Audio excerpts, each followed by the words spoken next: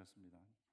2시간 20분 어제 걸렸는데 오늘은 쉬는 날이라 얼마나 빠르게 나흘이 지나갔는지 말씀을 전하기 전에 인사 말씀부터 드리겠습니다. 이렇게 52년 된 교회 우리 목사 모셔서 28년 눈물과 기도로 여러분과 함께 일궈온 이 건강한 교회가 어떤 교회인지를 이렇게 눈으로 보고 말씀을 전할 수 있도록 초청해 주신 우리 김성재 목사님과 또 우리 당회 장로님들께 깊은 감사를 드립니다. 특별히 이렇게 여기 맨 앞에서 그 신디사이저 하는 형제가 저희 학교 사회복지학과를 나왔다고 아까 좀 전에 이렇게 들어서 아까 치는 거 보니까 훨씬 사랑스럽게 보이더라고요. 그러니까 저희 학교 자녀들 보내주시면 저희가 잘 키워서 또 이렇게 취직도 할 수 있게 그렇게 해드릴 테니까 다른 학교 보내시는 것도 좋지만 또 혹시 관심이 있으시면 저희 학교에도 보내주시길 바라고요.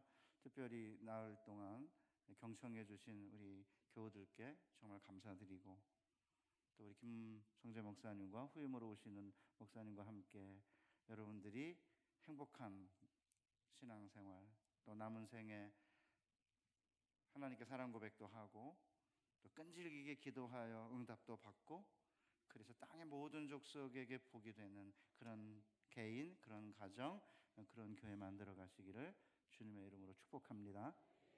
기도를 해야겠는데 제목은 다 떨어지고 그러면 이제 충신대학교를 위해서 또 기도해 주시기를 바라고요. 그래도 또 시간이 남으면 제 이름은 기억하지 못하겠지만 저희 학교에 있는 여러 선생들을 위해서도 기도해 주시기를 바랍니다. 그리고 기도만 하지 말고 또 충신을 위해서 돈으로도 후원해 주시기를 바라고 또 아이들도 손주, 손녀, 조카 있으면 보내주시기를 바랍니다. 용서를 연구하는 학자들은 이 세상에서 가장 힘든 일이 용서하는 일이라고 말합니다. 오늘 제가 전하려는 말씀의 제목은 그대는 용서의 사람인가? 이런 제목인데요. 물론 그리스도인들이 타종교인들이나 무신론자, 불신자들보다는 용서하는 경향이 많은 건 사실입니다. 미국의 그리스도인들에게 그대는 용서의 사람인가? 이렇게 물었는데 거의 모든 그리스도인들이 나는 용서의 사람입니다. 이게 답을 했다고 합니다. 우리 한국 그리스도인들에게도 용서의 사람이십니까? 이렇게 물으면 거의 100% 네, 그렇습니다라고 답을 할 것 같아요. 왜냐하면 교회를 다니면 불과 며칠 지나지 않아서 교회의 가장 중요한 핵심 가르침은 하나님은 사랑이시고 하나님께서 우리의 죄를 용서하셨다는 거 아닙니까? 그런데 놀랍게도 많은 그리스도인들이 용서 앞에 컴플렉스를 느끼는 것도 사실이에요.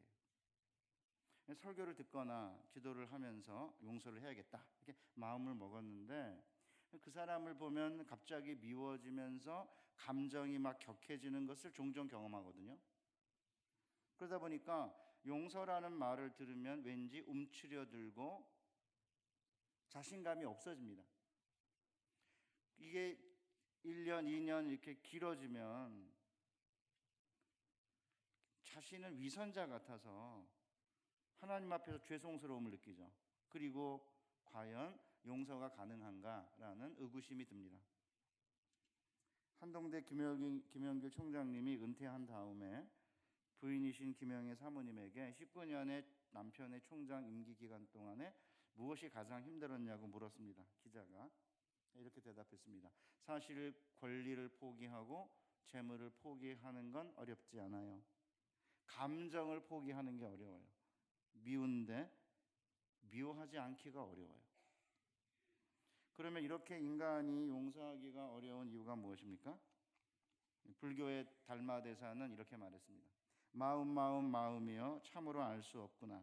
너그러울 때는 온 세상을 받아들이다가도 한번 옹졸해지면 바늘 하나 꽂을 데가 없으니.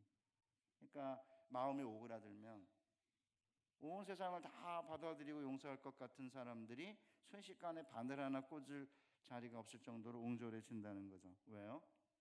그동안 사랑했던 사람, 신뢰했던 사람, 가까웠던 사람에게 상처를 받으면 이렇게 마음이 쪼그라들어가지고 바늘 하나 꽂을 데가 없다는 것입니다.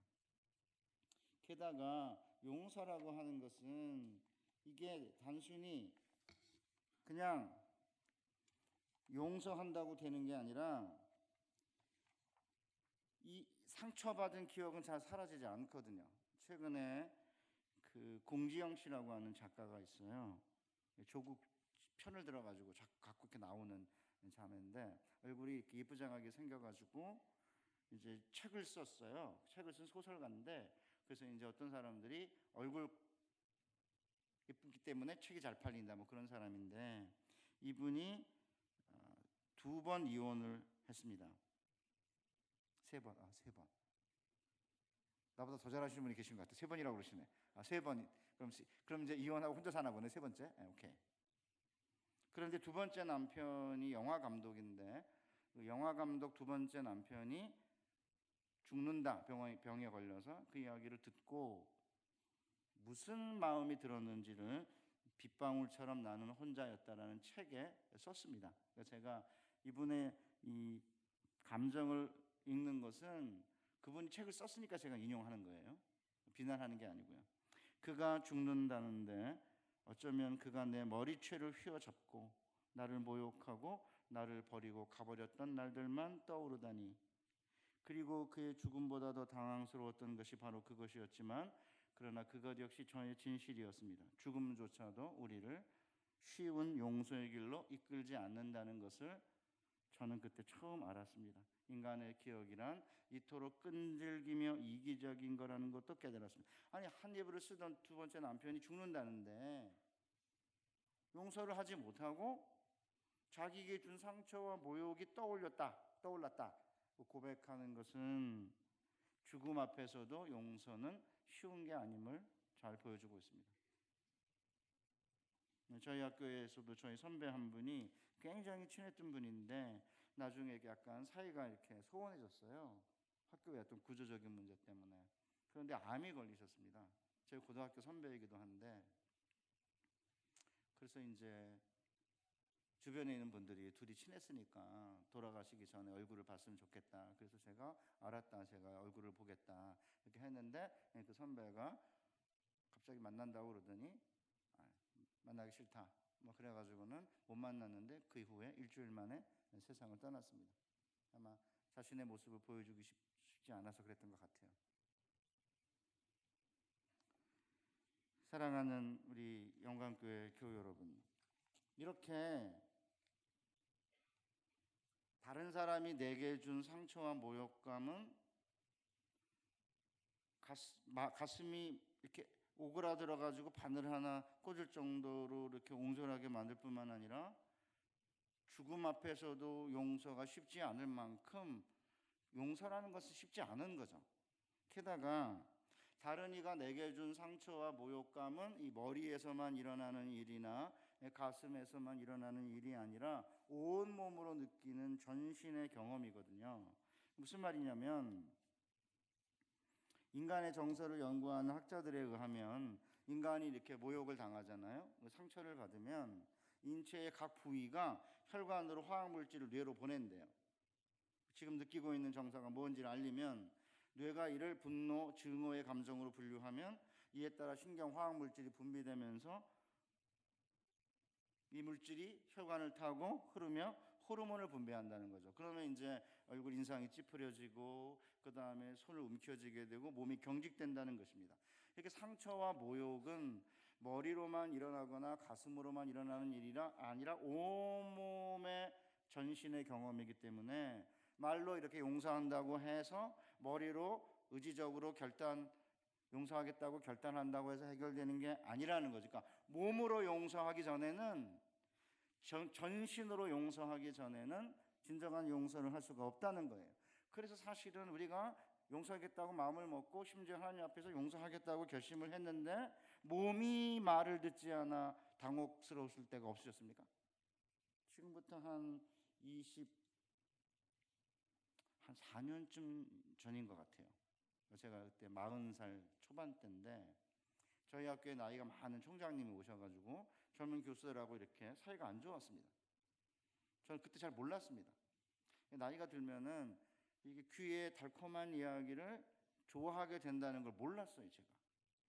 그러니까 사실은 좀 쓴소리를 하려면은 달콤한 이야기를 한 80%한 다음에 살짝 사탕을 잔뜩 발라놓고 총장님 최고입니다 막 이렇게 해놓고 살짝 이렇게 이거는 좀 이렇게 고쳤으면 좋겠어 이렇게 해야 되는데 그걸 몰라가지고 그냥 다이렉트로 이렇게 총장님 그렇게 하시면 안 됩니다 틀렸습니다 이렇게 하니까 이제 이분이 이제 젊은 교수들하고 이렇게 트러블이 생긴 거죠. 저는 나이가 들면서 그걸 깨닫게 됐습니다. 저는 이제 50대 초반까지만 하더라도 이렇게 학생들이 대들거나 학생들이 이렇게 덤비면 귀엽네, 싹수가 있네 이랬습니다. 근데 50대 중반쯤 되니까 학생들이 대들면 쟤는 왜 저래? 그러면서 고가운 거예요. 나이가 들면 귀에 달콤한 이야기를 듣기 좋아한다는 것을 저도 깨닫게 되었습니다. 나이 들면서 생긴 어쩔 수 없는 변화인 것 같아요. 그래서 지금도 아주 의지적으로 그렇게 안 하려고 애를 쓰고 있습니다. 그런데도 이렇게 싫은 소리 하면은 다 알면서도 불구하고 이렇게 고가워요. 나이가 들었다는 증거죠. 근데 어쨌든 갈등이 심해져가지고 한 1, 2년 동안 갈등을 하다가 제가 용서하기로 마음 먹었습니다. 총장님 용서해야겠다. 마음을 먹고 기도했습니다. 용서하기로. 저희 학교 오면 종합관이라고 큰 건물이 있는데 가운데 로비가 있고요. 양쪽으로 연구실이 있습니다. 이렇게. 제가 있는 연구실에서 나와가지고 로비를 지나서 반대편 쪽에 어떤 연구실에 교수를 만나러 가는 도중인데 갑자기 로비에 딱 도달을 했는데 갑자기 저쪽에서 그분이 걸어오는 게 보였습니다. 머리는 가라 이렇게 지시를 했는데 몸이 갑자기 보는 순간에 돌았어요. 이렇게. 몸이 말을 안 듣는 거죠. 보는 순간에 갑자기 제가 몸이 돌아가지고 로비 쪽으로 피한 거죠. 그때 저는 충격이었습니다. 분명히 용서를 했고 용서하겠다고 결심을 했고 그리고 또 뭐 만나서 이렇게 야단 맞고 그런 것도 아닌데 왜 딱 보는 순간에 머리로는 가라 이렇게 분명히 지시를 하는데 왜 순간적으로 몸을 틀었을까? 그때 이제 저는 나는 용서의 사람이 아닌가 보다 뭐 그런 고민을 하기 시작을 했습니다. 그리고 한 10여 년이 지난 다음에 용서에 대해서 연구를 하다가 용서라는 것은 몸이 용서하기 전에는 용서를 한 게 아니라는 사실을 깨닫게 되었습니다. 이렇게 용서라는 게 어려운데 우리 주님은 우리에게 7번을 70번까지 용서하라고 하신 거죠. 그 이유가 뭔지 한 52년쯤 됐으니까 아마 영광교회도 얽히고 설키고 이래가지고 겉으로는 안 미운 것처럼 하지만 실제적으로는 정서적으로 감정적으로 얽혀가지고 진정한 용서와 진정한 화해를 하지 않은 상태에서 그냥 말을 안 하고 아니면 친한 척 아무 문제도 없는 척 이렇게 하게 되면 그 공동체는 진정한 용서의 공동체나 진정한 화해의 공동체가 아니라 위선 공동체인 거예요. 그것은 저에게도 하는 말입니다. 자, 그러면 왜 우리 주님께서는 이렇게 몸으로 용서하기 전에는 진정한 용서가 되지 않는데 용서하는 게 죽음 앞에서도 용서하는 게 쉽지 않은데 왜 이렇게 용서하라고 하셨는지 한번 그 이유를 살펴보겠습니다. 베드로가 예수님께 나와가지고 이렇게 물었어요. 주여, 형제가 내게 죄를 범하면 몇 번까지 용서하여 주리이까? 7번까지 하오리까?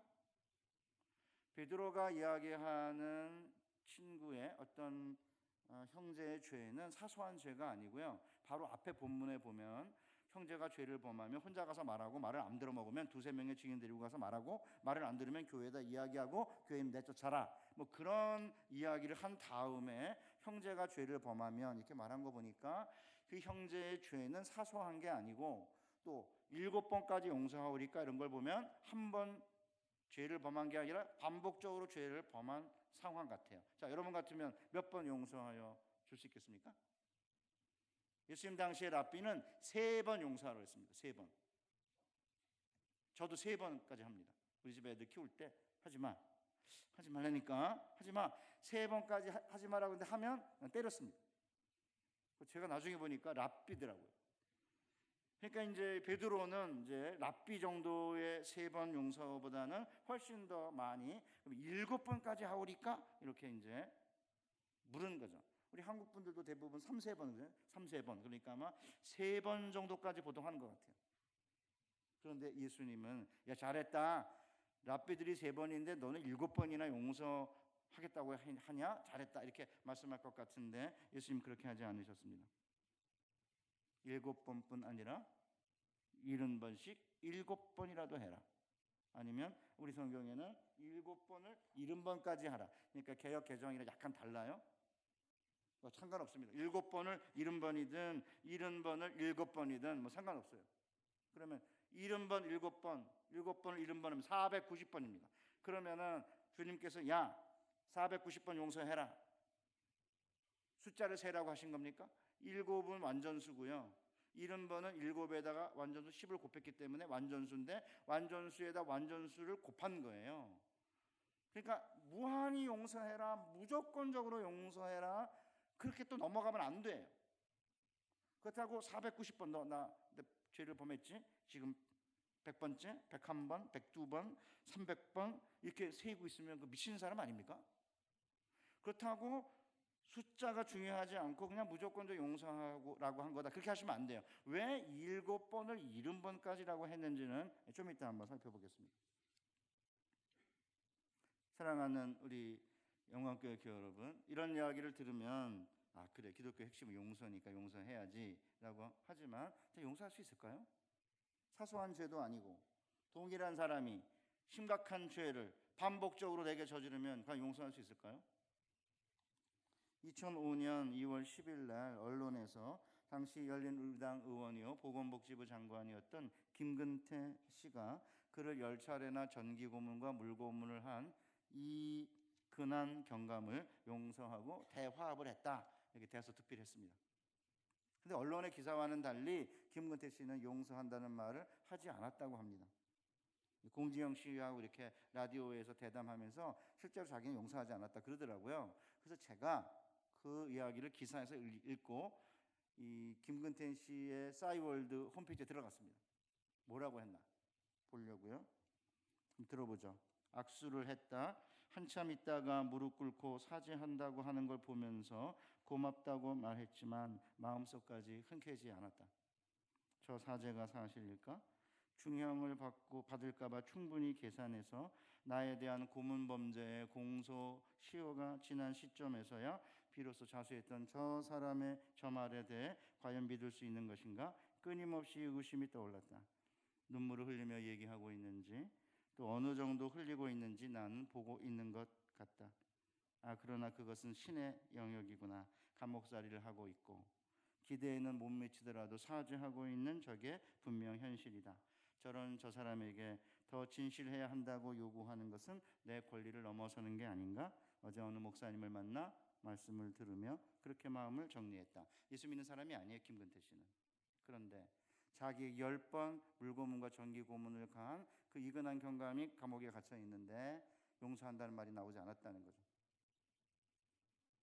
어떻게 보면요, 이 김근태 씨는 솔직한 사람인지 모릅니다. 그런데 교회 다니는 우리는 용서를 해야 된다고 하는 생각이 너무 강해가지고 용서를 안 하면 기독교인이 아니다 이런 생각 때문에 용서를 안 했는데 용서했다고 생각해요. 그래서 심각한 문제가 생긴 거죠. 이렇게 용서하는 게 힘든데 용서한다는 말을 너무나 쉽게 하고 사랑한다는 말을 너무 쉽게 하니까 예수 믿지 않는 사람들이 저 사람들 위선자다 그러는 거고요. 우리 역시 용서가 안 됐는데 용서한 것처럼 이렇게 위선을 떨고 살아야 되니까 너무 힘든 거죠. 차라리 예수 안 믿는 사람들이나 아니면 예수 안 믿는 사람들은 술 먹고 그냥 풀면 돼요. 술 먹으면서 진담을 막 그냥 토해내고 그리고 이제 그 다음 날은 이제 내가 술 먹고 아마 한 말은 다 사실이 아닐 거야 이렇게 얘기하니까 이제 다른 사람이 요거 다 계산하잖아. 요거 술 먹고 진담을 토해내는데 민망하니까 이게 아니라고 그러는 거야. 이렇게 되는데 우리는 술을 못 먹기 때문에 그런 말을 못 해요. 그러니까 미운데도 미웠다는 말을 못 하죠. 해결이 안 된 상태인데 용서했다고 생각하니까 실제적으로는 용서하거나 화해한 공동체가 아닌데 용서한 것처럼 그렇게 말을 해야 되니까 위선 공동체가 된 거고, 이게 계속 지속되면은 실제적으로 우리 안에 진정한 용서의 기쁨, 사유의 행복을 못 느끼는 거죠. 사실은 결혼해서 살아보면 아내랑 사는 거 정말 힘듭니다. 아내는 평생 제자와 훈련이. 아내는 숨기지 못하거든요. 아내를 어떻게 숨기겠습니까? 아내는 내가 하는 걸 너무나 잘 알거든요. 그래서 아내는 평생 제자 훈련이라고 제가 이렇게 얘기하는데, 공부를 이렇게 이제 아내랑 다투고 나면은요 아무것도 안 됩니다. 공부도 안 되지, 기도도 안 되지, 설교 준비도 안 되지. 너무너무 힘든 거예요. 성경을 읽다가, 야, 아내가 잘못했으니까 아내한테 가서 당신이 나한테 사과하라고 해라. 성경 구절 한 군데 그런 데 없어요. 네가 해라 이러잖아요. 그러니까 성경을 펴면 항상 네가 먼저 해라 이렇게 되니까 이게 진짜 보통 힘든 게 아닌 거죠. 그러니까 이제 뭐 다투다가도 이렇게 차 타고 교회 오면 이제 안 싸운 것처럼 해야 되잖아요. 그러니까 뭐 장로님, 그러니까 목사뿐만 목사님들, 장로님들, 권사님, 안수 집사, 여기가 더 힘든 거예요. 차라리 그냥 평신도들은 일반 신도로 상관없잖아요. 싸워도 뭔 상관이에요. 저희 제자가 유년부 전도사인데 유년부 신방을 간 거예요. 신방을 가가지고 부모님 앉혀놓고 유년부 애한테 기도 제목이 뭐냐 이러니까, 우리 엄마 아빠 싸우지 않게 해주세요. 맨날 싸워요. 그러니까 사실은 우리가 이제 정직하게 그 왜 용서한다는 게 얼마나 힘들고 어려운지에 대해서 깊이 느껴야지 이게 이제 문제가 해결되는 건데, 용서한다는 게 너무 힘들어. 같은 한 이불을 덮고 자는 아내를 용서하고 남편을 용서하는 게 얼마나 힘들고 어려운 건지, 나를 낳아준 부모님을 용서하는 게 얼마나 힘든 건지 그걸 다 까놓고 어떻게 해야지 이 문제를 해결할 수 있는지를 심각하게 성경 말씀을 갖고 씨름하지 않고 그냥 쉽게 용서했다 이렇게 말을 해버리면 심각하게 위선자가 될 수 있기 때문에, 내 안에서는 진정한 용서의 기쁨, 화해의 기쁨을 못 느끼는데, 그러니까 이제 그 무슨 문제가 생깁니까? 그러니까 맨날 이제 최수정 장로, 하이라 집사 나와가지고 뭐 사랑꾼 뭐 이렇게 하면은 이제 그거를 이제 여자분들이 보고 있다가, 당신은 도대체 뭐 하는 거냐? 최수정을 봐라. 장로인데다가 저렇게 사랑을 많이 하고 뭐 은혼식, 결혼 은혼식에 뭐 외국 가가지고 뭐 이렇게 하는 것도 텔레비에서 보여주니까 그 엄청 그 좋아하잖아요. 그거 보고 나면 또 집에서 싸워요. 남편한테 뭐라고 잔소리하면서. 아니 하이라예요? 자매님들이? 아니잖아. 하이라도 아니면서 최수정 장로 돈 많겠다 뭐가 아쉽겠어요. 겉으로 드러난 것만 보고 그렇게 이제 그렇게 사랑하고 서로 사는데 당신은 뭐냐 이렇게 하면 아무 일도 이루어지지 않습니다. 실제 현실은 안 그래요. 실제 현실은 어떻게 됩니까? 집에 들어오면 화장도 안 하고 시체 냉동고에서 나오는 모습으로 나오는 아내를 어떻게 사랑하겠어? 밖에는 정말 이쁜 자매들 많은데. 남편은 하루 종일 밖에 나가서 씨름하고 이렇게 돌아오는데, 아침에 앉아가지고 뭐 이렇게 이런 아침마당 뭐 동치미 뭐 이런 걸 보면서 뭐 서로 잘난 척 아닌 것처럼 하면서 잘난 척하는 인간들 다 나와가지고 뭐 부부는 이렇게 살아야 되고 이렇게 사랑해야 되고 이런 얘기만 듣고 앉았으니까 이게 뭐 현실과 너무 다른 거죠. 현실은 그렇지 않습니다. 화정보 목사님이라고 있어요. 여기 남서울교회. 어느 날 아내가 화정보 목사님 설교를 듣다가 제가 우연히 듣게 됐습니다. 교인들이 화정보 목사님한테 물었답니다. 남편으로서 몇 점이냐고. 그러니까 3점 이런 거, 3점. 그러니까 이제 물은 이제 그 사람이 10점 만점에 3점? 아니요. 100점 만점에 3점. 그러니까 사실은 내가 그렇게 사랑해서 선택해가지고 결혼하기로 한 아내를 사랑한다는 게 얼마나 어려운지. 여러분 옆집 사는 아줌마, 옆집 사는 아저씨 용서하는 거 어렵습니까? 옆집 사는 아저씨, 옆집 사는 아줌마 이상한 짓 하면 뭐 저런 인간이 다 있어? 그 차고 지나가면 끝날 문제인데 같이 살아야 되잖아요. 하루 종일 도망갈 수도 없고.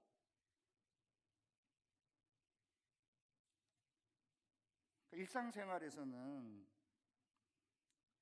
상처를 받았을 때 큰 문제가 생기지 않는 한에서는 차라리 복수하는 게 훨씬 더 편하고 상처가 안 생겨요. 한 10년쯤 전에 고난주간에 제가 한 교회에서 사경회를 인도하고 있었습니다. 월, 화, 수, 목 제가 하고 금요일에 목사님이 성찬식 하는 건데, 그때 아마 수요일쯤 됐던 것 같아요. 사실은 그 목사님이 굉장히 짧게 설교하면서도 굉장히 이렇게 파워풀하게 설교하는 목사님인데, 뭐 예를 들어 이런 거죠. 아들이 둘이 있는데 나는 며느리를 나중에 고를 때 돈 많고 얼굴 이쁜 자매를 고를 겁니다, 며느리로. 그러면 이제 교우들이 아니 목사님 저 왜 저래? 이렇게 의문이 생길 거 아니에요? 그럼 이제 갑자기 여러분 차에 바퀴와 엔진이 빠진 차를 보셨습니까? 신앙과 성품은 기본이고 나는 옵션을 이야기한 겁니다. 이렇게 얘기해서 이제 성경을 풀어나가는 그런 목사님인데 제가 잘 몰랐어요, 원래 그렇게 하시는지. 그래서 이제 나올 동안 주간하고 이제 고난 주간에 대한 설교를 이렇게 준비해가지고 첫날 했는데 예화도 안 쓰고 간증도 안 하고 우스갯소리도 안 하고 고난 주간이니까 아주 심각한 얘기를 하고 이제 설교를 마치고 나오니까 저를 조그마한 여전도사님이 갑자기 저한테 목사님 왜 그러세요? 죽을 쓰고 계시네? 아니 고난 주간인데 그러면 농담도 못하고 어떻게 예화도 못하고 그러는 거 아닌가? 그러지 말고 그냥 하세요, 원래 하던 대로. 그래서 제가 이제 간증도 하고 그러니까 그 다음 날은 뭐 오늘은 그래도 일루타는 치셨네, 뭐 그런 이제 교회인데, 목사님하고 저랑 권사님이랑 그 튼실한 여전도사랑 넷이 수요일날 식사를 하고 교회로 돌아가려고 그러는데 목사님이 이제 파킹장에서 차를 빼려고 저쪽에서 팔을 빼고 있었어요. 우리는 이제 파킹장에 차가 들어올 수 있는 두 대가 들어올 수 있는 공간에 한쪽 끝에 서가지고 이렇게 대화를 하고 있는데 갑자기 차가 한 대가 들어와가지고 파킹하려고 하다가 뒤로 빼더니 갑자기 이제 옆에서 조수석에서 저보다 나이가 어린 30대 한 후반 정도의 자매가 나오더니 남자는 저 혼자니까 저를 쳐다보고 아니 차가 들어오면 비껴야지 눈가를 어디다 대고 안 비키는 거예요. 저는 여태까지 저에게 눈깔이라고 한 사람이 없었거든요. 제가 춘천북도 음성군 금왕면 호산리에 경주 김씨 계림군파 경순왕의 후손이었기 때문에 왕손이라 저한테 그 눈깔이라는 사람이 없었어요. 저희 어머니 아버님 눈깔이라는 단어 안 쓰십니다. 제가 20살에 전도사가 됐기 때문에 우리 교회 권사님들 나이 많은 장로님도 그때 78년 79년도였는데 79년도에는요 새끼 전도사라도 깍듯하게 존댓말 썼어요. 요새는 뭐 장로님들 권사님들이 나이 어린 전도사님들한테 반말도 하고 그러시던데 저희 때는 안 그랬습니다. 79년도면 40년 전이거든요. 구역 예배하면 아랫목에다가 이렇게 방석 깔아놓고 조그만 식탁 놓고 저를 거기다 앉혔어요.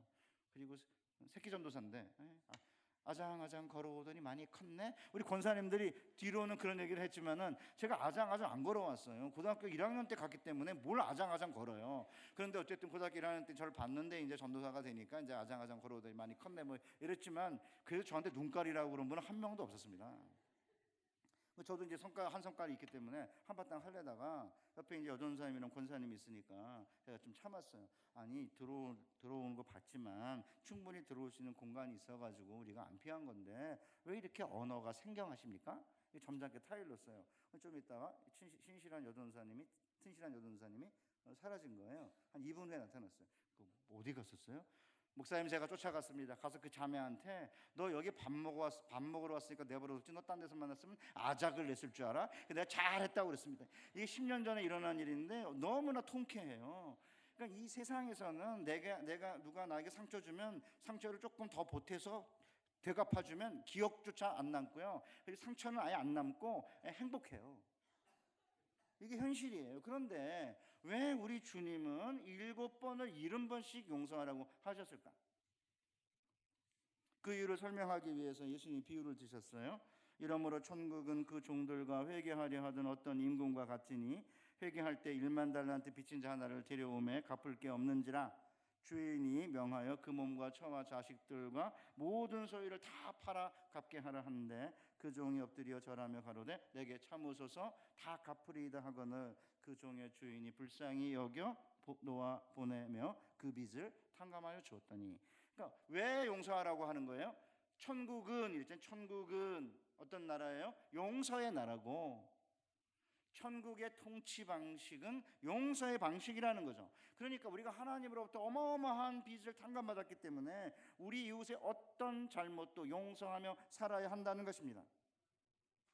1만 달란트는 어마어마한 액수의 빚이에요. 예수님 당시에 유대와 이두메와 사마리아에서 거둔 로마의 세금이 600달란트밖에 되지 않은 데 비해 보면 1만 달란트는 어마어마한 돈이기 때문에 요새로 환산하면 수십억 달러, 수조 원에 해당한다고 주장하는 학자도 있습니다. 그러니까 몸과 처와 자식과 모든 소유를 다 팔아도 갚을 수 없는 어마어마한 빚을 졌는데, 그래서 다 팔아 갚아라 그러니까 이 종이 엎드려 빌면서 참아주시면 다 갚겠다 하니까 이 종이 주인이 불쌍히 여겨 놓아보내 주면 다 탕감해 주었다는 거예요. 그런데 이 종이 자기에게 100데나리온 빚진 친구 하나를 만나자 목을 잡고 막 빚을 갚으라고 막 하니까 이 친구가 엎드려서 똑같이 참아주소서 내가 갚으리이다라고 했는데 허락하지 아니하고 감옥에 쳐넣었다는 거죠. 여러분, 1만 달란트에 비해 보면 600데나리온은 사실은 600데나리온이 작은 돈은 아닙니다. 한 데나리온이 하루 성년 노동자의 하루 일당이기 때문에 100데나리온은 3개월치 봉급이에요. 그러나 1만 달란트에 비해 보면 60만 분의 1밖에 안 됩니다. 여러분 상상해 보십시오. 60만 배나 되는 어마어마한 빚을 탕감받은 사람이 60만 분의 1밖에 안 되는 빚을 진 사람을 탕감하지 못한다. 상상할 수 있습니까? 여러분 주위에 아무리 악한 인간이 있다고 해도 60만 배나 많은 빚을 탕감받았는데 60만 분의 1밖에 안 되는 빚을 탕감하지 않은 사람을 보신 적 있습니까? 저는 없습니다. 아무리 찾아봐도 아무리 진짜 악질 같은 인간도 그러지는 않아요. 그러니까 이 60만 배나 많은 빚을 탕감받았는데 60만 분의 1밖에 안 되는 빚을 진 친구를 막 목을 잡고 막 감옥에 쳐넣는 모습을 보면 이 처참하다 못해 가엾기 그지없잖아요. 뭐 이런 가여운 인간이 다 있나 그런 느낌 안 드세요? 가엾죠. 말이 안 나오죠 아예. 자, 그러면 왜 예수님이 이게 말도 안 되는 비유를 주셨을까요? 이게 우리 모습이라는 거죠.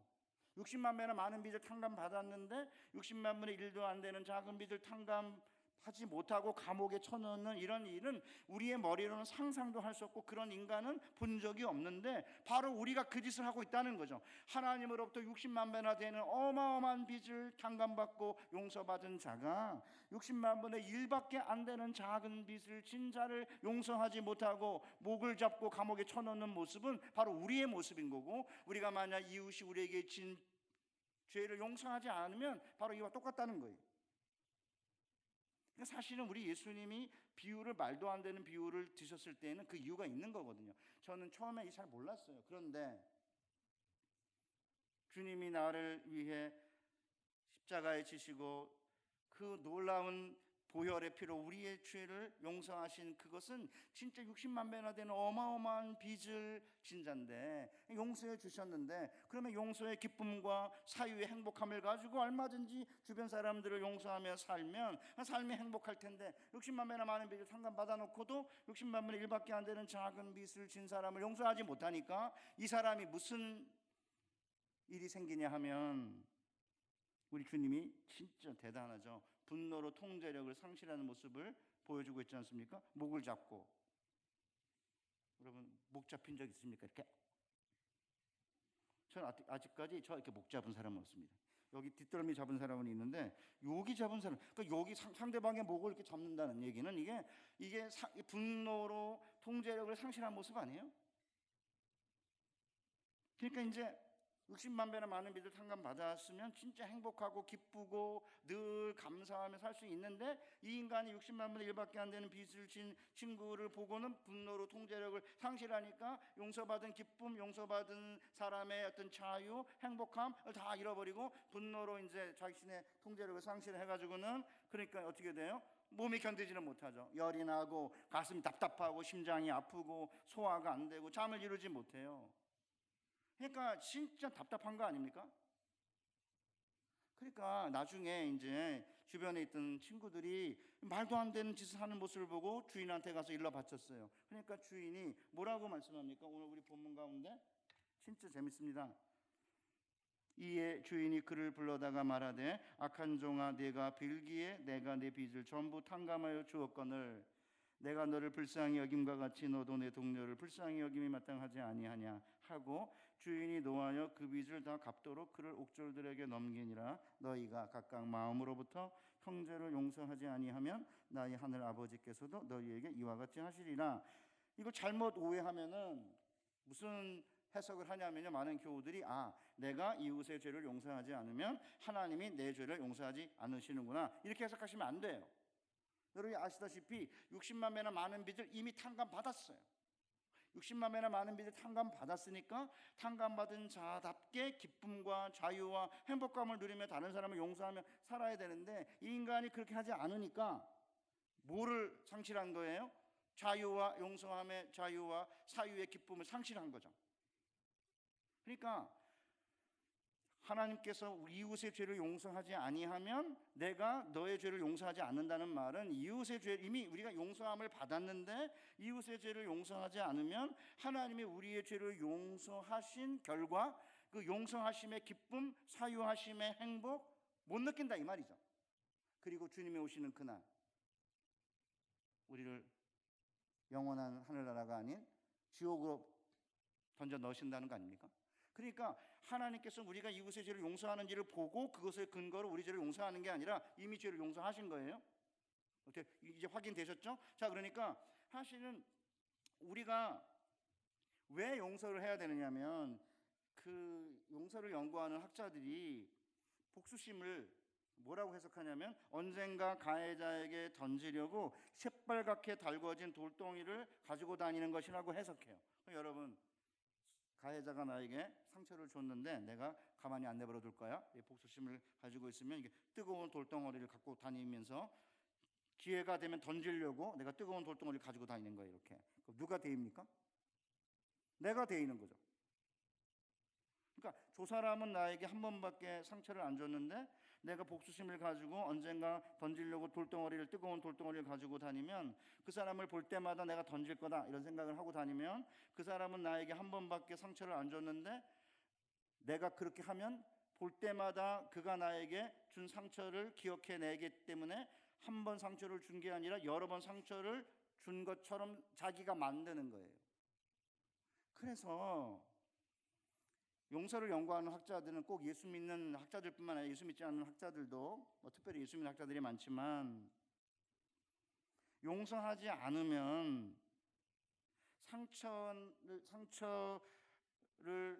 상처난 마음을 아물게 하기보다는 오히려 상처를 키우면서 살아가는 거고, 우리에게 상처 준 사람은요 기억도 못해요, 상처 준지도.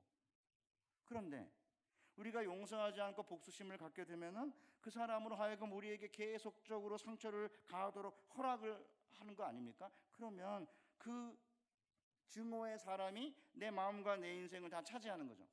그러니까 이제 운전하다 보면 우리 다 경험하잖아요. 운전하다 보면 제가 또 운전도 못하고 어떤 때는 어떤 필요하면 시간이 급박하니까 이렇게 운전을 좀 이렇게 못할 수도 있잖아요.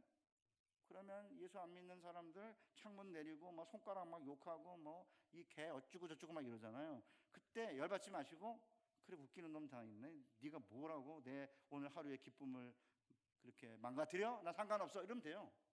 같이 쫓아가서 막 이렇게 손가락 욕하고 그럴 필요 없이. 그러니까 실제적으로 용서는 나를 위한 거라는 거죠. 그래서 최근에는 드라마를 보면 예수 믿지 않는 드라마 작가들도 뭐라고 말하냐면, 용서는 남을 위해 하는 게 아니라 나를 위해 하는 거다, 그렇게 이야기하고 있는 것을 봅니다. 그런데 이제 문제는 뭐죠? 용서는 저절로 안 된다는 데 문제가 있습니다.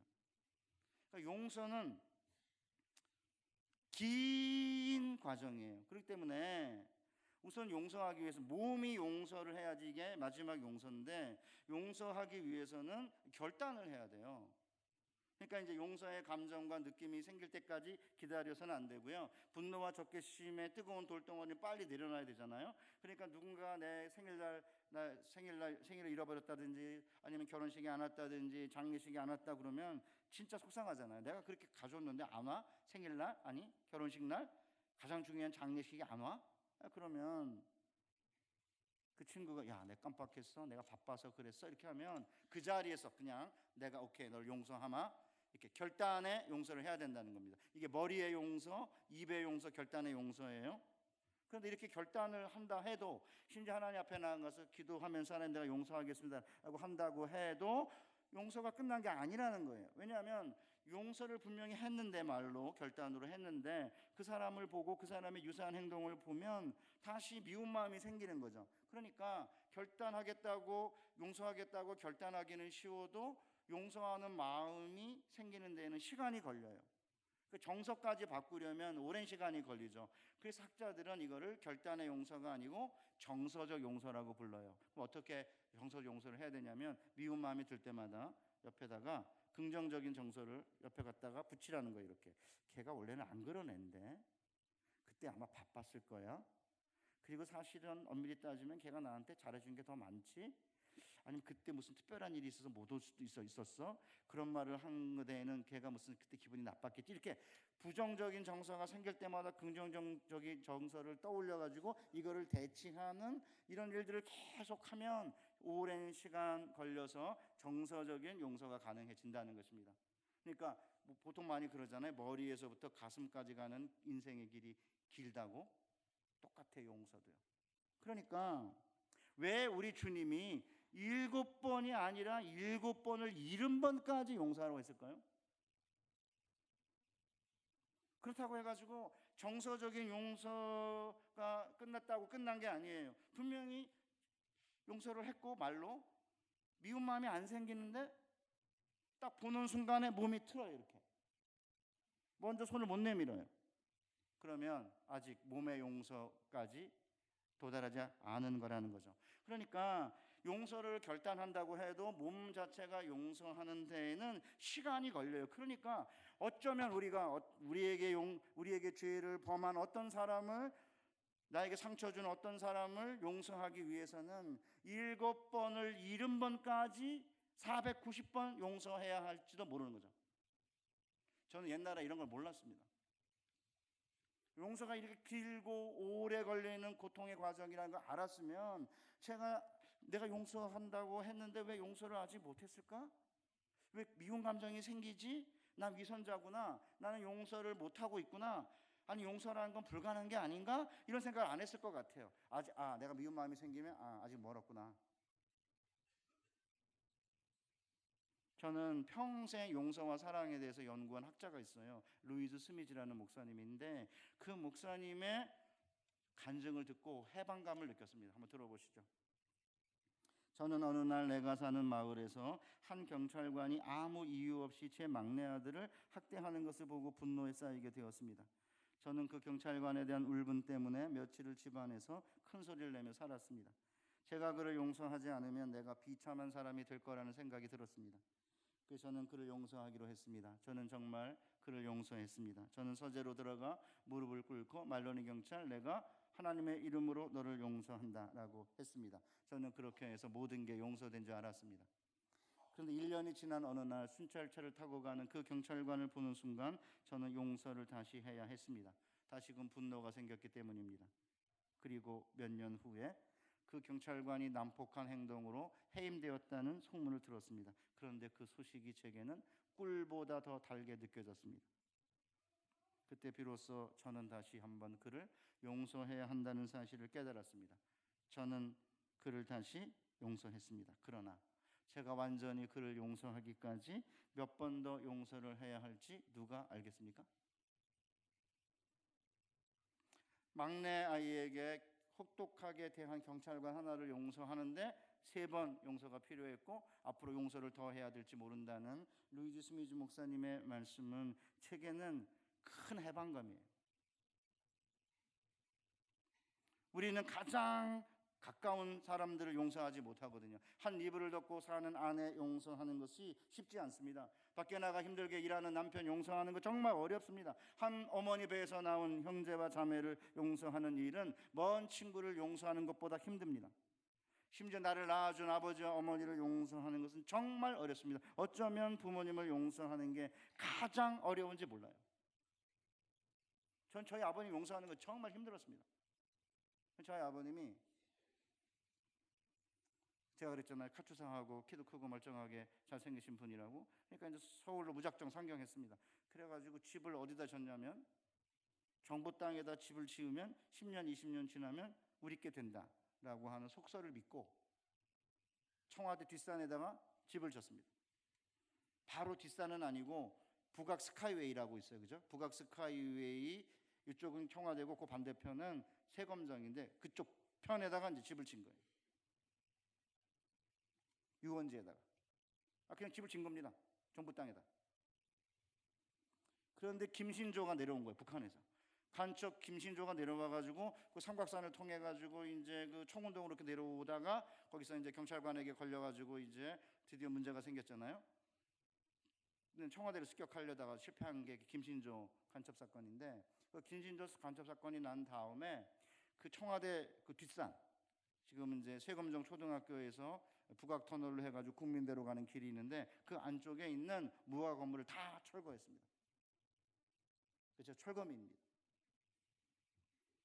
철거를 당하고 몇 년을 있다가 정부가 서울에 있는 철거민들을 한 곳에 다 모았어요. 신월동, 신정동, 목동 거기가 철거민 촌이 된 겁니다. 그때 제가 고등학교를 다닐 때 휘문고등학교를 배정을 받았는데 세검정에서 30분밖에 안 걸리는데 이게 갑자기 어느 날 철거민촌이라고 해서 보낸 거예요. 버스를 광화문까지 걸어와서 버스를 타고 화곡교통 버스를 타고 화곡동에서 내려가지고 화곡동에서 경인고속도로 건너편으로 왔다 갔다 하는 셔틀버스가 있어요. 정류 종점에 서가지고 기다리고 있는 애들은 철거민촌 가는 애들이에요. 철거민촌에 딱 들어가면 넓은 평지에 천막이 쫙 펼쳐 있습니다. 저는 첫날을 잊지 못합니다. 화장실도 없습니다. 공동 화장실 몇 개 만들어 놓고. 저는 아버지만 용서할 수가. 그래도 15평을 정부가 줬죠. 진짜 대단해요. 정부 땅에 집 지고 있으면 10몇 년 지나면 정부가 땅을 준다고 하는 걸 믿고 진짜 줬더니 15평을 준 거죠. 그리고는 그 15평도 말아 드셨어요. 5년 만에 도박하다가. 그래서 용서가 안 되는 거예요. 진짜 오랜 동안 저는 너무너무 미웠습니다. 지금은 이제 그래도 맨날 야 그래도 내가 서울에 올라왔기 때문에 니네도 공부시켰다 이러는데 저 고등학교 때까지는 등록금 드렸지만 대학부터는 제가 다녔습니다. 한 푼도 받은 적이 없습니다. 그러니까 너무 미운 거예요. 아니, 도대체 왜? 그러니까 제가 오죽하면은 부모가 잘해야 자녀들이 자연스러운 효가 가능하다. 그런 논문을 썼겠습니까? 그게 무슨 상 받으려고 한 게 아니에요. 저희 그때 대학교 선생님이 갑자기 어느 날 4학년 때 야 임마 너 그 표창장 상 받으려고 뭐 너 그거 전국 대학생 논문 경연대 내 가지고 상 받으려고 너 이런 논문 썼냐 이러는데 제가 그때 속으로 제가 선생님만 있으면 욕했을 겁니다. 뭘 모르면 가만히 계세요. 나에게는 이게 얼마나 심각한 실존적인 문제인데 뭘 알지도 못하면서. 부모가 좋은 분들은 이거 이해를 못해요. 그런데 지금은 이제 치매 걸리셔가지고 이제 병원에 계시는데 저만 기억해요. 이남 이녀인데 땅 한 평도 안 주셨거든요. 신라 경선왕의 후손이 뭐예요? 땅 한 평도 사놓고 좀 주문 줄 때 땅 한 평도 없습니다. 그 자녀들에게 재산 물려줄 영원도 없습니다. 물론 빚도 없으니까 너무 다행인데 우리 이남 이녀 절대 안 싸웁니다. 싸울 게 없습니다. 뭐가 있어야 싸우지? 한 푼도 없으니까. 저만 기억해요. 이해가 안 가는 거야. 아니 왜 장난만 기억하냐? 밑에 애들은 기억했다 못했다 계속 이래요. 여동생 보고 누나라고 그랬다가 뭐 이모라고 그랬다 그러는데 저는 항상 기억합니다. 거의 99%. 이제 물어봤습니다. 그 병원에 있는 요양사에게 왜 그러시냐 이러니까 저한테 아버님 제가 나이가 지금 몇 살인데 아버님이라고 하는지 모르겠는데 제가 오빠인데 하여튼 아버님 이러면서 아버님 이게 기억력이 최근 것부터 사라지기 때문에 아버님이 장남이니까 맨 처음에 오래전 기억이기 때문에 안 잊어버리는 겁니다. 이러더라고요. 어느 날 저를 잊어버리면 이제 갈 때가 다 되신 거겠죠. 아니, 남겨준 것도 없으면서 왜 나를 기억하는지 어떤 때는 잘 이해가 안 가요. 뭘 남겨주고 뭐 기억을 하든지 하면 얼마나 좋겠습니까?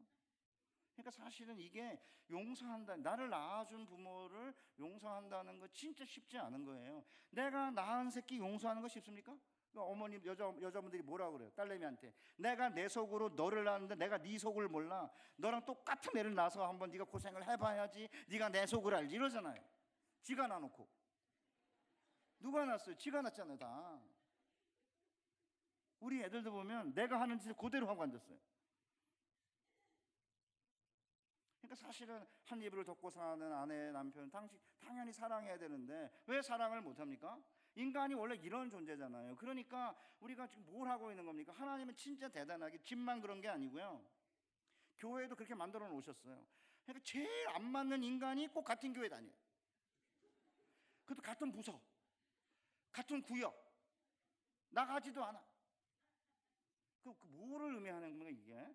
용서라는 게 이렇게 얼마나 힘들고 고통스러운 과정인지를 이해를 해야. 그러니까 여러분과 저는 어떤 존재냐면 겨울밤을 지내는 고슴도치예요. 고슴도치가 가시가 이렇게 많잖아요. 그러니까 추운 겨울이니까 이 고슴도치 두 마리가 추우니까 붙어요, 이렇게. 찔러 서로. 아프네 그러니까 또 떨어져, 이렇게. 그러다가 추우니까 더 붙어요, 이렇게. 그럼 서로 찌르고 상처를 주고 받으면서 지내는 고슴도치인데, 그래도 붙어 있어야 되는 거예요. 나가면 안 나가. 그래가지고 뭐 안 나가는 성도를 거꾸로 가나안 성도라고 그렇게 이름 붙이는 분들이 있는데, 저는 그렇게 하시면 안 됩니다. 안 나오는 사람은 성도가 아닌 거죠. 왜 나와야 되냐면 이게 우리가 고슴도치잖아요. 이렇게 나와가지고 이렇게 붙다 보니까 상대방이 나를 찔러요. 그리고 내가 상대방을 찔렀다고 제가 나한테 뭐라고 그래요? 그건 뭐죠? 내가 지금 가시가 있는 거예요. 가시가 없는 게 아니에요. 아, 내가 지금 가시가 있구나. 그럼 어떻게 해야 되죠? 십자가 앞에 십자가 있네. 김 목사님 감사합니다. 십자가 있네요. 뭐 십자가가 또 뭐 교회 있으면 안 된다고 총회에서 이상하게 결정해가지고 그런데, 아니 십자가 있으면 왜 안 됩니까? 난 이해가 안 되는데. 그럼 십자가 앞에 나와서 하나님, 내가 보니까 아직도 가시가 있습니다. 난 가시가 없는 줄 알았는데 가시가 있고 상대방이 나를 찌르는데 너무 아픕니다.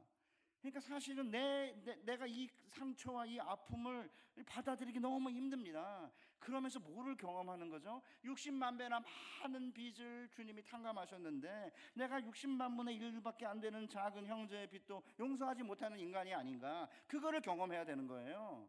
그냥 다 사랑하는 척, 문제 없는 척 이렇게 하면서 우리 부부는 아무 문제 없어요 뭐 그러면서 그냥 세상 사람들 앞에서도 그냥 그렇고 그런 수준에서 이렇게 살아가는 게 아니라, 내 안에 깊은 죄성을 들여다보면서 내 아내를 이렇게 사랑하지 못할까? 왜 남편을 사랑하지 못할까? 내가 낳은 아들들을 왜 사랑하지 못하고 나를 낳아준 부모님을 왜 사랑하지 못할까? 평생 사실은 제자 훈련을 하면서 하나님의 주님의 은혜와 주님의 용서가 아니면 단 한순간도 살 수 없는 죄성을 가진 인간이라는 것을 경험하라고 모아놓은 거예요, 여기다가요. 제가 영광교회 대해서 김 목사님이 들은 적 없습니다. 그건 뻔합니다.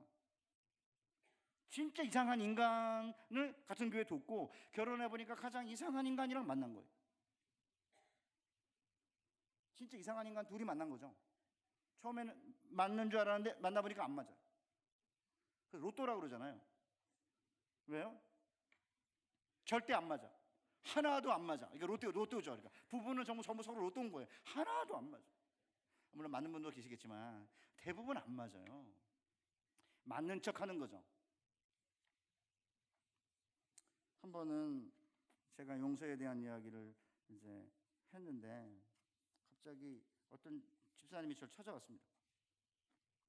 2016년 7월인데 제가 경주김씨 계림군파 39대 손이라 그러니까 자기도 계림군파인데 목사님 아저씨 뻘 된다 이러는 거예요. 근데 쓸데없이 그 얘기를 해가지고 어쨌든 자기가 목사님이 용서에 대한 설교를 하면서 부모를 용서하는 게 쉽지 않기 때문에 어쩌면 7번을 70번 용서해야 할지 모른다는 말에 깊은 감동을 받았다 그러시더라고요. 자기 아버님이 교육자 선생님이셨는데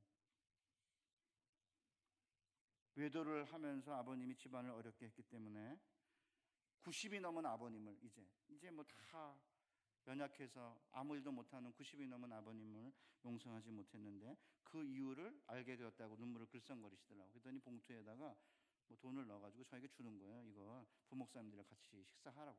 근데 제가 그 교회 담임도 아니고 목사님 안 계실 때 안식년에 가서 설교를 하고 있었는데, 제가 용인 사는데 거기는 강북이거든요. 광화문 근처에. 근데 언제 나와서 뭐 부교 부목사님들하고 식사를 하겠습니까? 제가 옆에 있던 수석 부목사님한테 그냥 목사님들하고 식사하라고 제 봉투를 줬어요. 근데 아쉬운 게 하나 있어요. 열어보고 얼마나 들어있는지 확인을 하고 내가 줄 거를 확인도 안 하고 그냥 줬죠. 그래서 아쉬워요. 그냥 얼마나 들었을까 지금도 궁금해요. 그 후에 어떤 장로님이 자기가 30년 전에 해병대 준장으로 있다가 선배 한 사람 때문에 소장으로 진급을 못하고 전역을 하게 되었는데, 물론 그 후에 박사학위를 받고 대학에서 이제 경제학 교수로 학생들을 가르치고 은퇴를 하고 아들도 의사로 잘 키웠는데, 제가 대학에 있는 동안에 장성 모임에 나가지 않았다고 합니다.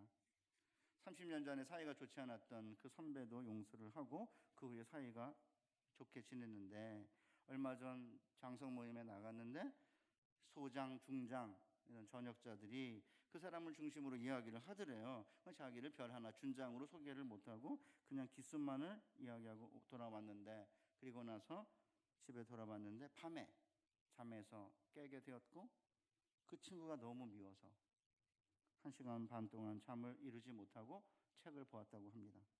그리고는 저에게 30년 전에 일어난 일이고 다 용서한 줄 알았는데 내가 왜 그때 미워하고 잠을 못 이루었는지 목사님 이야기를 들으며 깨닫게 되었습니다. 30년 전에 일어난 일 이미 용서한 줄 알았는데 아직 용서가 안 됐다는 거죠. 사랑하는 영광교회 교회 여러분, 그러니까 우리가 우리의 부모님을, 우리의 형제를, 교회 다니는 교우들을, 내 자녀를 용서하지 못하는 건 너무 당연한 거예요. 그렇지 않으면 주님이 7번까지 용서하오리까 잘했다 7번만 하라, 왜 안 그렇겠습니까? 아니 7번이 아니라 7번을 70번까지 해라. 어쩌면 우리가 머리로 용서했는데 가슴이 용서가 안 됐을 수 있고요, 가슴까지 용서했는데 아직 몸까지 용서를 못할 수 있는 거죠. 그러니까 이 몸이 굉장히 중요한 거예요. 제가 몸이 중요하다고 이렇게 아주 강조하니까 어떤 신학생이 저한테 와가지고 교수님은 왜 이렇게 몸을 강조하십니까? 이러는 거예요. 제가 그랬죠. 기독교 핵심이 뭔지 아느냐? 하나님의 아들이 이 땅에 육신을 입고 오신 거, 성육신, 이게 기독교 핵심 아니냐? 그러니까 맞네요. 그리고 가더라고요.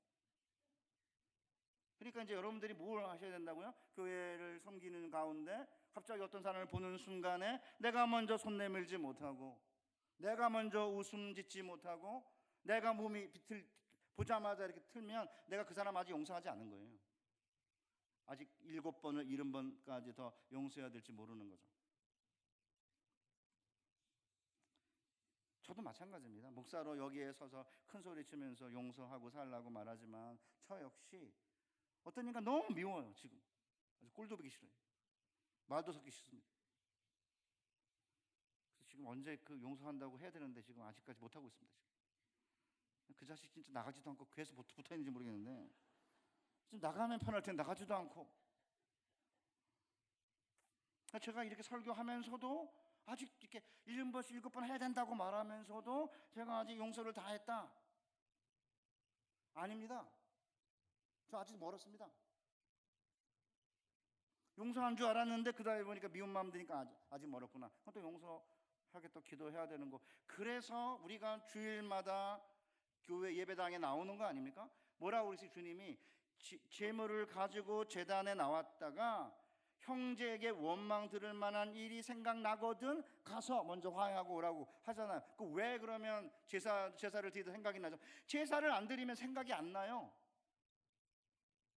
제사를 드리러 나왔다가, 예배 드리러 나왔다가 목사님 말씀을 듣는 가운데, 설교 말씀을 듣는 가운데 내가 그 형제에게 원망 들을 만한 일을 했구나를 깨닫는 거고, 내가 아직 용서를 못했구나 라고 생각하는 거죠. 그럼 그 자리에 일어나가지고 나가서 예배 드리지 말라, 그게 아니라 듣고 생각이 났으니까 이제 가서 화해도 하고 용서도 하는 거 아니에요? 그러니까 교회 안 나오는 사람들을 안 나가를 가난한 성도라고 부르는 건 진짜 잘못이고, 그래서 교회 꾸역꾸역 나와가지고 부딪히고 서로 다투기도 하고 상처를 받고 상처를 주고 그러면서 크는 거 아니에요? 제 아내가 틈만 나면 저한테 나 애가 당신한테 상처받았어 그 얘기를 매번 하는 거예요. 결혼 초에.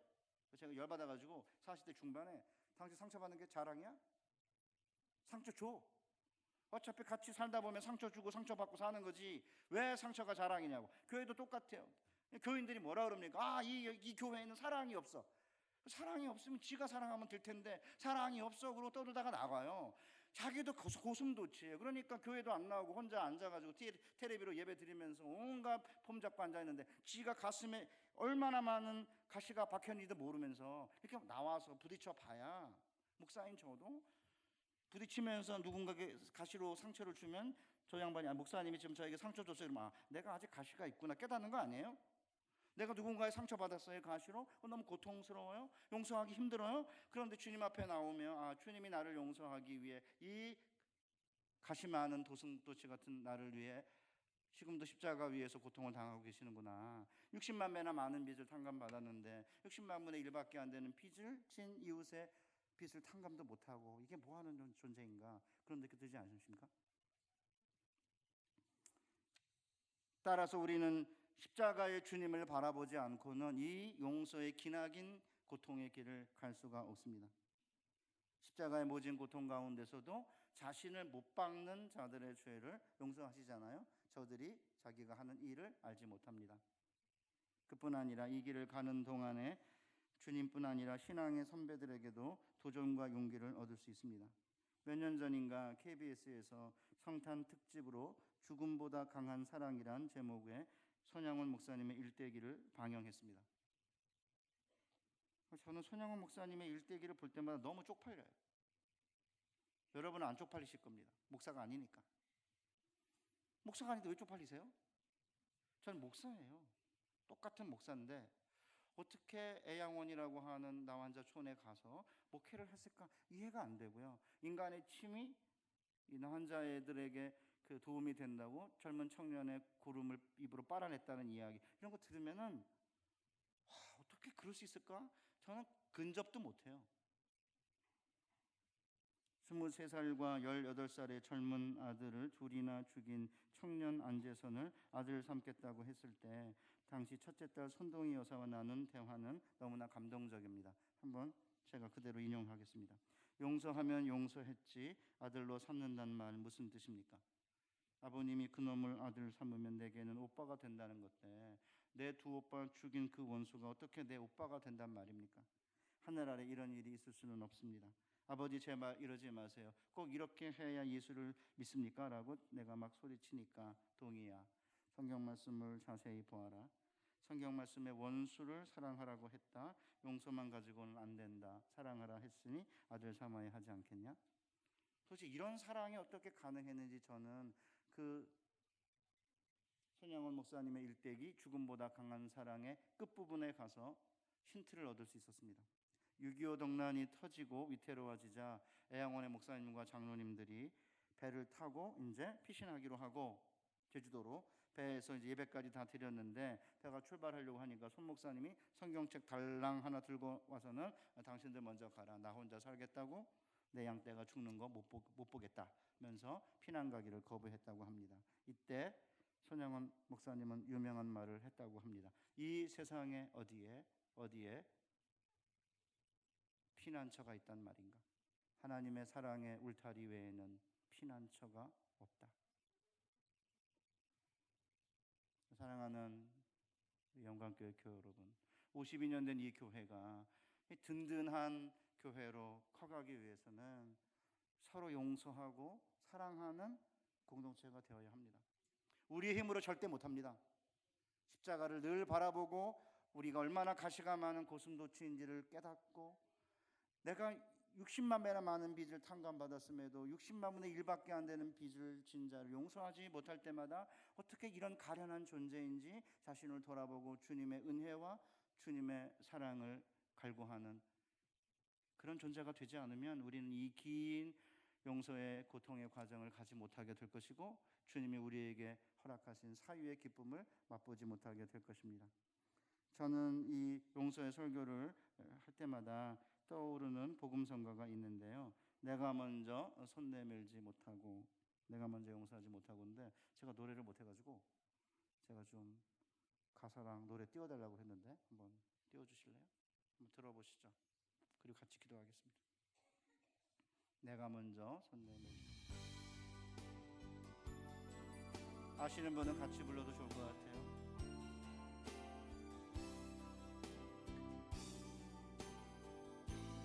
내가 먼저 손 내밀지 못하고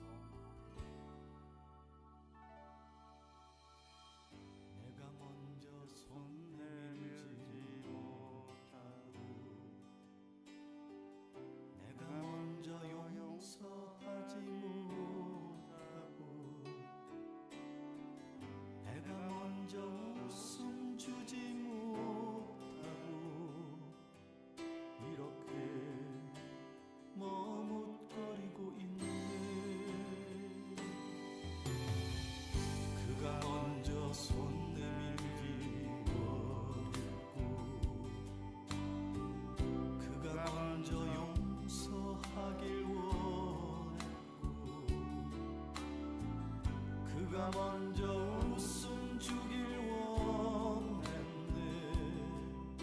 나는 어찌 된 사람인가. 오 간교한 나의 입술이여, 옹졸한 나의 마음이여, 왜 나의 입은 사랑을 말하면서, 왜 나의 마음은 화해를 말하면서, 왜 내가 먼저 져줄 순 없는가, 왜 내가 먼저 손해볼 순 없는가.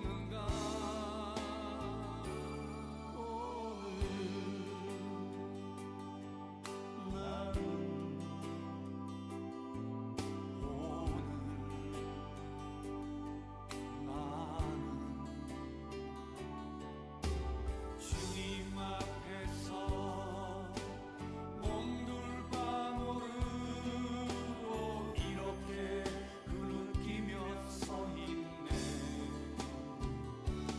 어찌할 수 없는 이 마음을 주님께 맡긴 채로.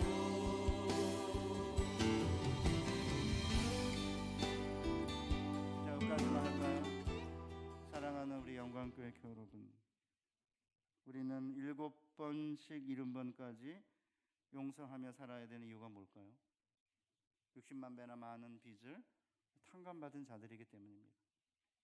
그래서 저는 우리 영광교회 교우들과 제가 이 땅을 살면서 미움과 복수의 노예가 된 이 얼어붙은 동토의 땅 한반도에서 출신, 환경, 배경, 가정, 환경 다 다른 사람들이 모여서 이 안에서 목사님들과 장로님들과 권사님들과 안수 집사님들이 하나가 되고 교우들이 하나가 돼서 정말 사랑할 수 없는 내 부모를, 내가 정말 사랑해야 되는데 사랑하기 힘든 내 남편과 내 아내를, 내 자녀들을 사랑하며 살아내야 하는 그 긴 고통의 과정에 우리를 부르신 거예요. 돈 많고 그 다음에 집안 좋고 학벌 좋고 그런 사회 속에서 뭐 부창장 뭐 쉽게 받을 수 있고 돈이 많으니까 얼마든지 학원 과외 보내면서 공부시킬 수 있을 텐데 우리는 그렇지 못하니까 뭐 그런 상황 가운데서 과연 우리에게 유일한 피난처는 하나님의 사랑밖에 없다라고 하는 사실을 깨닫고 주일마다, 수요일마다, 금요일마다 모여 하나님 말씀을 듣고 다시금 일어서서 부모님을 사랑하고 내 가족을 사랑하고 내 이웃의 형제와 자매를 사랑하고, 그래서 이 영광교회가 사랑의 공동체, 용서의 공동체가 되시는 여러분 되시기를 주님의 이름으로 축복합니다. 기도하겠습니다. 하나님 아버지,